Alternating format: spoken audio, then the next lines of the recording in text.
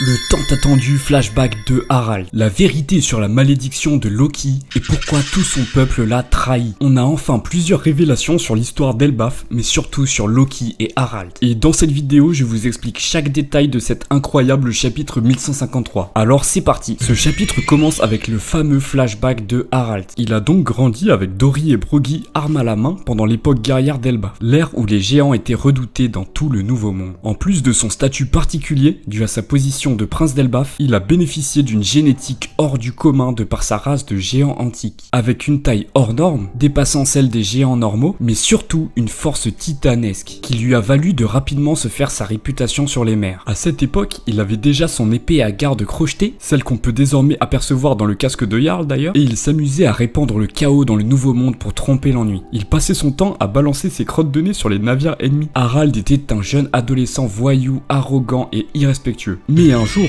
au royaume de Blunt, il rencontra Ida, une géante qui travaillait comme bête de foire dans un cirque. Voyant cela comme un affront au peuple géant, il libéra Ida en faisant de lourds dégâts sur l'île. Mais Ida, au caractère bien trempé, le contraint à réparer ses dégâts. En effet, ce cirque lui avait en fait sauvé la vie. Ils ont recueilli Ida après que son bateau ait sombré, puis lui ont offert un travail. Ida fit alors un sermon à Harald qui changea littéralement le cours de sa vie. On voit Harald, le noble prince d'Elbaf, totalement submergé par les émotions d'Ida. Il se fait sûrement sermonner pour la première fois de sa vie et a un déclic presque immédiat. Suite à cet événement, il devient pensif et commence à remettre en question toute sa vision du monde. Les paroles de Ida sont profondes. Elle lui fait comprendre que sa force est une chance qu'il est né avec et qu'il se doit d'être humble et respectueux envers les plus faibles. Mais surtout qu'il fait passer tous les géants pour des sauvages aux yeux du monde entier avec ses actes destructeurs. Cette rencontre fut un véritable tournant dans sa vie et la vision d'Ida a déteint sur lui très rapidement. Tout d'abord, elle arriva à lui faire ravaler sa fierté et à le convaincre de s'excuser auprès du roi de l'île. Ils s'adonnèrent alors à reconstruire le village et on voit qu'il commence à se rendre compte qu'il peut énormément apprendre des autres peuples, de par leur talent d'architecte, leurs épices, leurs tissus, et il finit même par se lier d'amitié avec les humains, jusqu'à comprendre que la destruction n'est pas la bonne voie à suivre. Ida et Harald commencèrent à se rapprocher et elle lui expliqua son passé. Ida est née sur une île de South Blue, puis elle a pris la mer jusqu'à atterrir dans le Nouveau Monde. Loki lui demanda si elle avait marché sur le serpent rouge de sang. Ah, ce fameux serpent rouge de sang. 25 ans se sont écoulés depuis le chapitre 129 qui faisait pour la première et seule fois mention de ce serpent rouge. Il était mentionné par Dori comme la seule entité capable d'encaisser ses coups. Suite à ça, de nombreuses théories ont vu le jour sur l'identité de ce serpent, mais le mystère est désormais résolu. Il s'agit en fait de Redline, l'imposante ceinture terrestre qui sépare les mers. C'est incroyable à quel point Oda n'oublie rien, aucun détail n'est laissé à l'abandon dans One Piece. Après moultes échanges avec des humains et autres peuples de Grand Line, et malgré certains sceptiques dans son équipage, Harald revient à Elbaf pour faire un discours à sa population. Il souhaite multiplier les voyages pour faire avancer son peuple, transformer Elbaf d'une nation guerrière sauvage et hostile à une nation pacifiste qui communique et échange avec les autres peuples, tout en apprenant des cultures étrangères. Et on voit qu'il sait parler à son peuple, on voit qu'il est apprécié. Un géant annonçait déjà à l'époque que Dori et Broggy ne renonceraient jamais à leur tradition guerrière, mais Harald les voit d'un bon œil. Et il avait bien raison, car même si ces deux bestiaux ont la guerre dans le sang, ils n'ont jamais perdu leur empathie et leur sens du respect. Ils ne sont donc pas une menace pour la réputation des géants dans le monde, et ça Harald l'avait bien compris. Il voyagea alors dans tout Grand Line, découvrant les peuples et cultures jusqu'à échanger des diplomates pour créer des liens. Il a aussi bien compris que les humains adoraient l'alcool, ce petit malin. Et sa vision était puissante, il travaillait dur pour réaliser son objectif. Quelque temps plus tard, Ida et Harald donnèrent naissance à Ashrudin.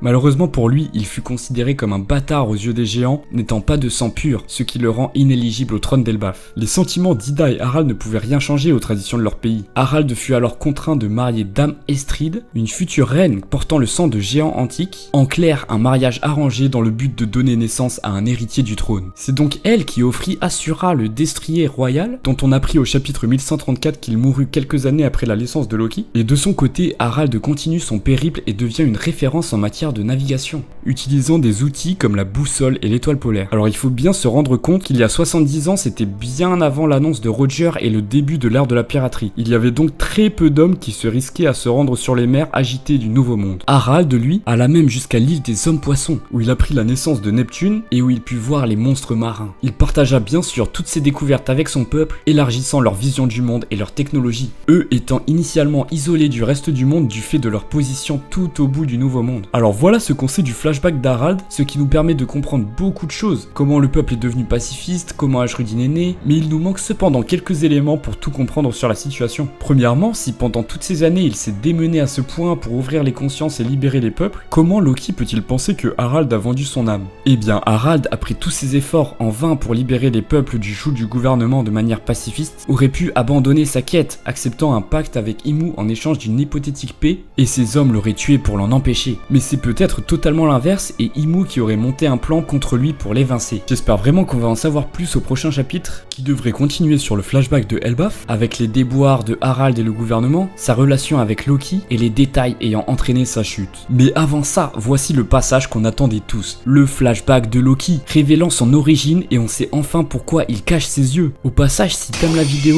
pense à mettre ton meilleur like et à t'abonner pour me donner de la force et m'aider à atteindre les 2000 abonnés sur la chaîne. Je te remercie et on est reparti. Dame Estrid donna enfin naissance à un héritier de sang pur. Le nouveau prince d'Elbaf était né, Loki. Malheureusement, ce nouveau-né était quelque peu différent de par ses yeux. Sombre et menaçant comme un serpent. Et avec ses petites cornes, cela lui donne l'allure d'un petit démon. Dame Estrid était une reine capricieuse qui voulait que tout soit parfait. Et cela ne s'arrêtait pas à la structure du château. Elle refusa d'avoir donné naissance à un fils ayant cette apparence. Il ne fut donc pas reconnu par sa mère et fut jeté au royaume des morts. Cet acte ignoble se produisit pendant que Harald n'était pas là pour protéger son fils. Lui se démenait face au gouvernement mondial pour libérer les peuples à travers les mers. Ce pauvre bébé qui venait de naître et ne voulait rien d'autre que de l'affection se retrouve tout seul, abandonné par sa propre mère dans le froid glacial et hostile. Mais l'élu d'Elbaf ne pouvait pas périr aussi facilement. Le nouveau-né, dès son premier jour de vie, réussit à vaincre une bête féroce. C'est en effet un ours qu'on voit dans la dernière planche avec sa tête séparée de son corps. Et Loki réussit à grimper l'arbre d'Adam à main nue malgré le vent glacial du royaume des morts. J'adore ce parallèle à la scène sur Drum Island où Luffy escaladait la montagne avec Nami et Sanji blessés sur le dos. Et ça montre bien que Loki dès sa naissance possédait une volonté hors du commun digne d'un conquérant. Loki n'a en fait jamais rien connu d'autre que l'injustice, depuis sa naissance où sa mère a tenté de le tuer. Ce chapitre nous fait relativiser tout ce qu'on avait entendu sur lui auparavant, comme quoi il était pyromane, incontrôlable, maudit. La vérité est tout autre. Chaque malheur, quel qu'il soit, fut attribué à la malédiction de Loki. De la mort de sa mère, la mort du cheval Asura, en passant par les incendies, jusqu'à la mort de son père, tout lui a été attribué d'office. Toute sa vie, il a été rejeté par sa mère, par son peuple, par Xebec, son idole, mais aussi par Lola, son crush, et il est détesté par son propre frère. De toute sa vie, personne n'était là pour saisir ses petites mains, mais il s'accrocha à la vie tout ce temps, jusqu'à enfin rencontrer quelqu'un qui lui tend la main.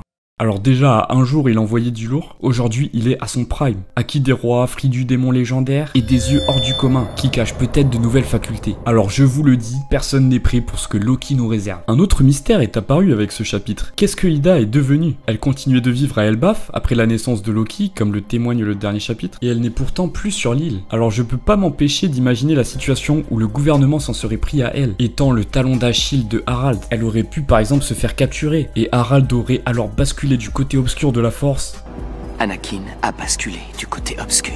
Contraint de rejoindre Imu pour que Ida ne soit pas blessée. On sait que ce cas de figure est très possible dans One Piece. Et c'est d'ailleurs à peu près la même situation qui est arrivée à Kuma et Bonnie. D'ailleurs, je trouve que les deux situations se ressemblent de plus en plus. Mais il existe une deuxième théorie que je trouve encore plus intéressante. Ida serait en réalité Mossa. Et oui, la mère d'Ajrudin que l'on a vue dans ce chapitre, sa mort n'est en fait pas du tout confirmée. Donc elle pourrait très bien toujours être en vie. Cela expliquerait pourquoi l'escargophone possède des cils féminins. Et Mossa serait une sorte de diminutif de Mother. Et connaissant la générosité de Ida, notamment vis-à-vis de Loki, dont elle voulait que Ajrudin l'accepte comme un réel petit frère, Ida pourrait ne pas du tout croire à ces histoires de prince maudit, ni au fait que Loki soit le meurtrier de Harald. Elle le soutiendrait dans les moments durs, car elle sait qu'il n'a jamais eu l'amour d'une mère. Cela pourrait aussi expliquer le fait qu'elle ne puisse pas parler longtemps, car elle est en ce moment attaquée par les créatures cauchemardesques d'Elbaf.